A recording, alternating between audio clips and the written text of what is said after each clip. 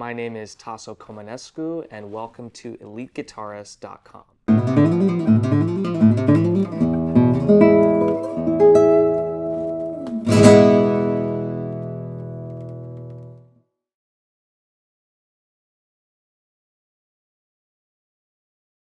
Today I'll be going over Domenico Scarlatti's Sonata, arranged in the key of E minor by Andres Segovia.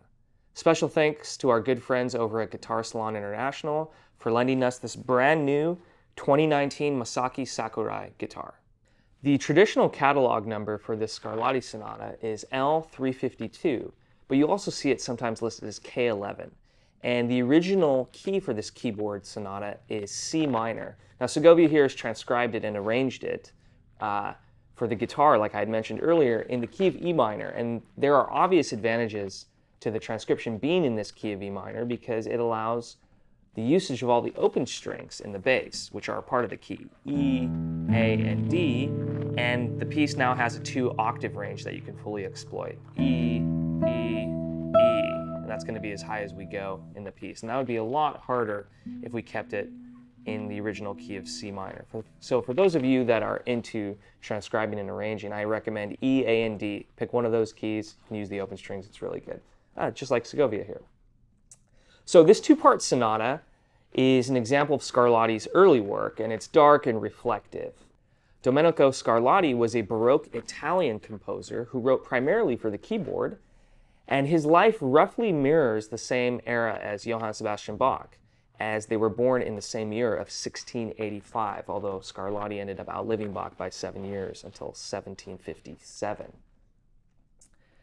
When I first decided to learn this piece, I, of course, dug up recordings and famous performances, and the two that really stood out to me obviously were Segovia's original recording and that of Julian Bream in his legendary 1960 rendition, which is really a virtuosic masterpiece. I will share some of my technical and phrasing ideas that I've developed with these two reference recordings in mind. The marking, tempo-wise, is allegretto, which gives you some leeway in terms of how fast you like to play it. For performance, I typically shoot for about quarter note equals 90 on the metronome. So here we go. Part A is bars 1 through 14, and I've broken it up into 5 manageable sections for you to learn with additional small phrasing ideas within those sections that you can use for technical practice. Okay, so now in bar 1 on beat 1, we have an E minor triad. And this involves your second finger of your left hand on the 2nd fret of the D string, and you're going to play that with your thumb on your right hand, P, and then I am playing the open G and the open B with your middle finger. So that's the first chord, E minor right there. And then on beat 2, we're going to slide our second finger over to the F sharp here at the 4th fret of the D string, and we're going to throw down a full bar. Okay, so you see how it says C2, that means seia there. You could do a 2/3 bar, but trust me, when you try to execute the ornament here halfway through beat 2, you're going to want to have the full bar. And so we have an F sharp, an A, which is a part of the bar, and then a D sharp. This is a B7 chord in first inversion. And the D sharp's with your 3rd finger at the 4th fret of the B string. You leave these down, and then here's the trick. You want to leave your A finger on your right hand on the 1st string to mute it when you execute this ornament. It also prepares you for the open string E minor triad afterwards. So this is how you execute the first 2 beats of bar 1.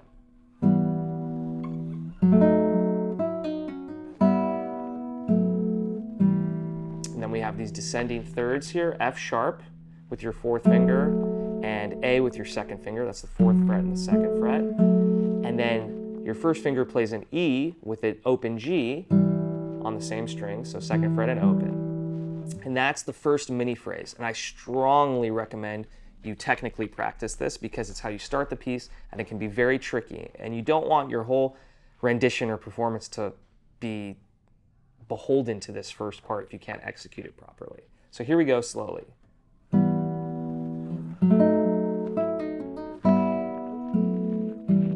And because there's tension on the 5 chord in classical music before you resolve to the 1, you might want to roll the 2nd chord there. So straight, roll. Be careful not to play it too fast. And now we're on to the second part of this first section, bars 1 through 4. Okay, and the pickup is on the and of 4 in beat 2. We have a third or a 10th, you could say here, D sharp and F sharp. So this is the D sharp at the first fret of the D string and an F sharp at the second fret of the high E string. Leave that down, go into beat 2, shift it up 1 fret, and then add the open B. Now shift these 2 fingers up 2 frets to the F sharp and the A, and then on beat 2, an open G with a B at the 7th fret with your 4th finger on the high E string, and then back down to the second position, A with your 1st finger on the 2nd fret, and then an open E.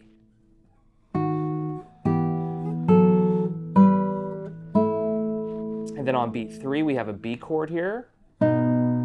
B, B, D sharp, so B with your 1st finger on the 2nd fret of the A string, B with your 3rd finger on the 4th fret of the G string, and D sharp with your 4th finger on the 4th fret of the B string. And now leave your 1st finger down in that 5-6 bar position, collapse the bar, and now stick your 3rd finger up on the 4th fret of the A string, which is a C sharp, 2 octaves. Your C sharp is a part of the bar. Slide your 3rd finger up 2 frets now on beat 4, play a D sharp with an open B, and now slide your 3rd finger all the way down to the 2nd fret of the same A string to play the B, with your A now being played on the 2nd fret of the G string with your 4th finger. Okay, so the pickup of bar 1 going into bar 2 slowly.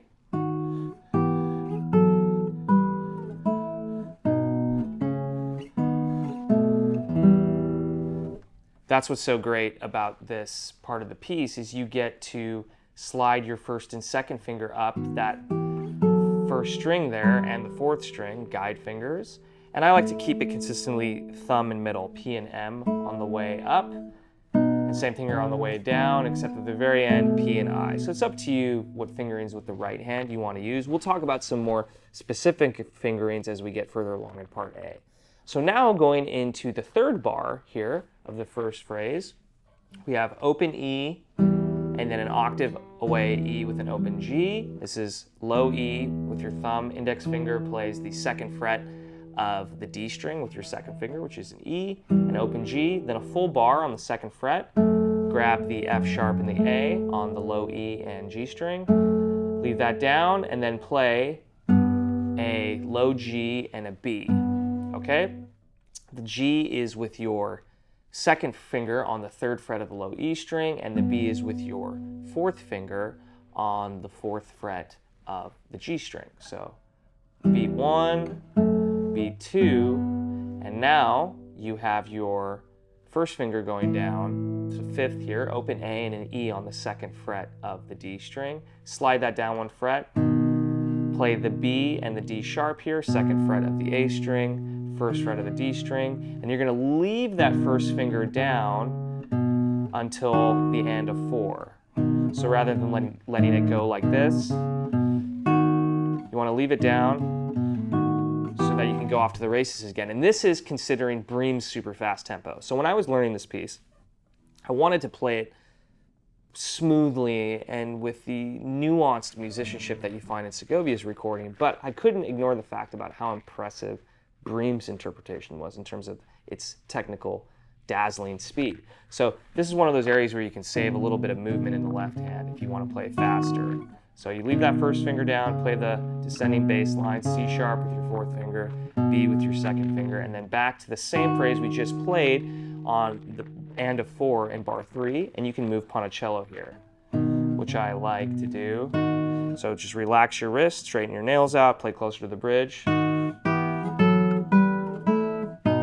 So that's all the same stuff right there. And then on beat 3, you have the 2 Bs here and the D sharp, which we played before, and we're going to do a pull-off with your 4th finger to the C sharp, which is a part of the bar, which is on beat 4. Which is actually, and you're going to do a pull-off from the D sharp to the C sharp, which is on the and of beat 3, and then on beat 4 you have an open B. And that takes us through section 1, which is the first 4 bars of the piece. So once you go Ponticello, the end of bar 3, Play the open B to bring your hand back over the sound hole, and then we come to this beautiful descending thirds part in section 2. So, in this first section that we've just gone over, I'll play through it slowly, and I like to use what's called linear phrasing. Basically, you have tension here, and then you resolve down and grow as you get higher, and then come down, and then grow, and then come down, and then grow. Change the color there. You can really explore the colors of the guitar there if you like. So those are some phrasing ideas in section 1. Let's move on now to bar 5, which is the start of section 2, and this is going to take you all the way through bar 8, okay? And we have this beautiful descending thirds motif on the top 2 strings.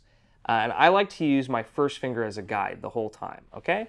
And I'll give you some other tips as well during that. So on the and of 4, in beat 4, we have the D sharp and the F, which is kind of like the B chord here, setting up the E minor. This is the 7th fret and the 8th fret of the B string and the G string. And I play it a little detached here and land on beat 1 of bar 5, which is a third. You have your B at the 7th fret and your G at the 8th fret.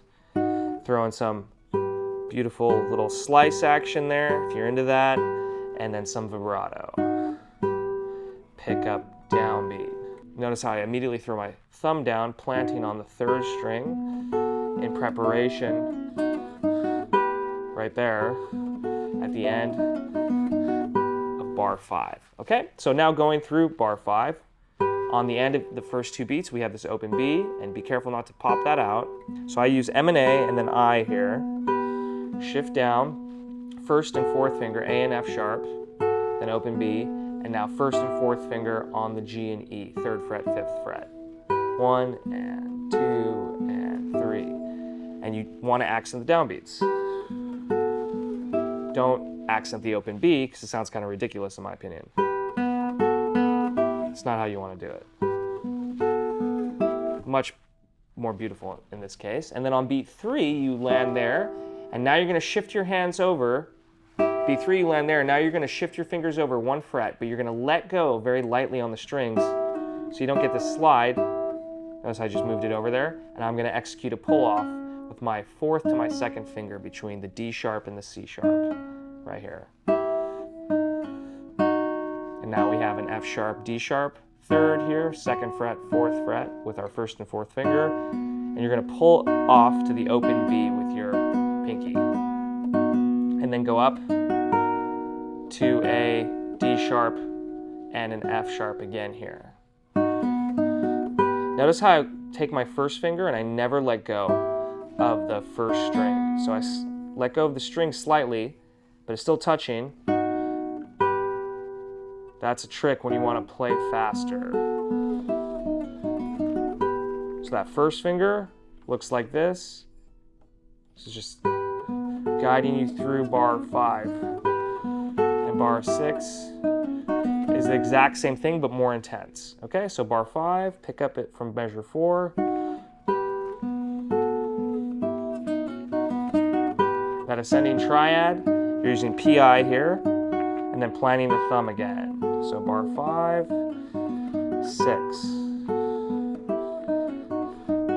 And then we ascend now at the start of bar 7 with a C and an A third. This is the C at the 8th fret of the high E string and the A at the 10th fret of the B string. Again with 1 and 4. Going back down to that original triad. Now you have B and G and then A and F sharp. Leave those fingers down and do the 4 to 2 pull off now between E and D sharp on the and of 3. And then on beat 4 here of bar 7, your 1st finger plays the G and your 4th finger plays the E at the 5th fret. And you got to pull off to that open B. So I highly recommend just practicing that, light with the right hand, quick with the left hand.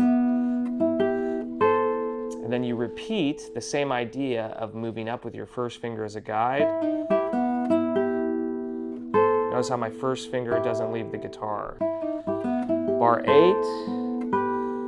but now it changes here. Okay, so this triad On beat 3 is now on the second string and the third string. This is an A and F sharp. I still use my M and A finger here. And this sets us up to the most you could say, our most technical measure so far, measure 9. Okay? So beat 3 of measure 8, you're going to now pull off with your thumb the E to the D sharp with your third and first finger. Notice I use both fingers as a guide here, because you're essentially ornamenting this descending third. Okay, so M and A together, then thumb, pull off 3 to 1.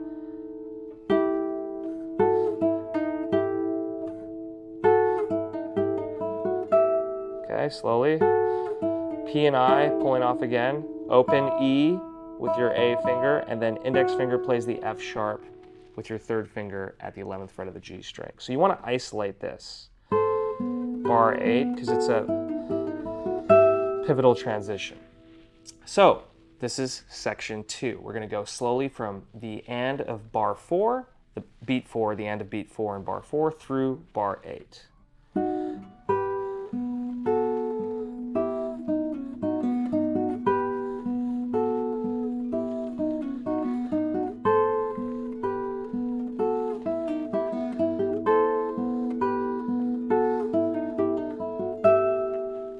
You can do the same thing with the linear phrasing. Start strong, come down, and crescendo on the arpeggios. And we're off to the races here. So that's section 2.